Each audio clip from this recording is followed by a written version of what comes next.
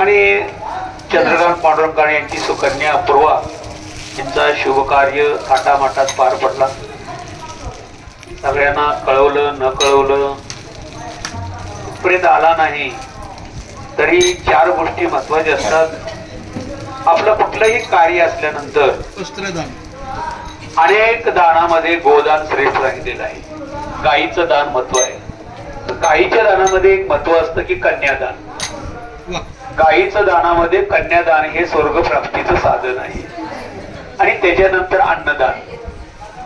अन्नदान लग्नात पहिलं काय करलं जातं? अन्नदान. तुमचं लग्न लागू दे नंतर नाही लागत पण आम्हाला काय पाहिजे? जेवाय पाहिजे. आणि ह्या जन्मामध्ये अन्नदान घडलं तर तुम्हाला परलोकामध्ये सुद्धा अन्नदान मिळतं. आणि ह्या जन्मामध्ये अन्नदान नाही मिळालं, करता नाही आलं तर म्हातारपणामध्ये तुम्हाला अन्न मिळत नाही. म्हणून सतकर्माला आपण अन्नदान घडणं गरजेचं. आता अन्नदान घडल्यानंतर वस्त्रदान काय आहे? वस्त्रदान म्हणजे काय? लज्जारक्षण.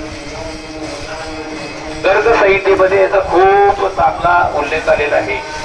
जो वस्त्रदान करेल किंवा अन्नदान करेल, कन्यादान करेल, गोदान करेल आणि शेवटचं दान आहे कनकदान.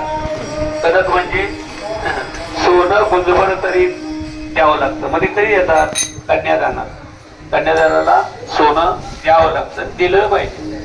त्याला परलोकाचं साधन मानलेलं आहे की वस्त्रदानामध्ये वस्त्रभूषण म्हणले काय आहे? ते वस्त्र त्याच्या अंगावरती दिसलं पाहिजे, त्याचं नाव वस्त्रदान असं आहे. आणि आज आपल्या चंद्रकांत कारंडे आपल्या मुलीच्या विवाह संदर्भामध्ये त्यांनी मुठभर सूत म्हणतात, त्याला फुल म्हणत नाही, काय म्हणतात? मुठभर सुताचं दान केलेलं आहे. आपण पंढरपूरला जातोय. पांडुरंग परमात्म्याच्या चरणी विनंती करू की त्या झालेल्या विवाहामध्ये त्यांना सुख शांती समृद्धी नंदावी, त्यांचा विवाह जीवन अतिशय सुंदर व्हावं, त्यांच्या घरामध्ये सुख शांती लाभावी. आणि वस्त्रदानामध्ये जे घडलेलं आहे ते सर्वांनी मान्य करून घ्या.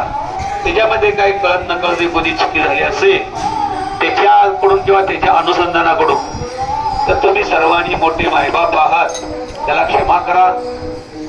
आता आपल्याकडे 8 दिवस शिल्लक आहे. पंढरपुरापर्यंत जाण्यासाठी जो मार्ग आहे तो राजमार्ग आहे.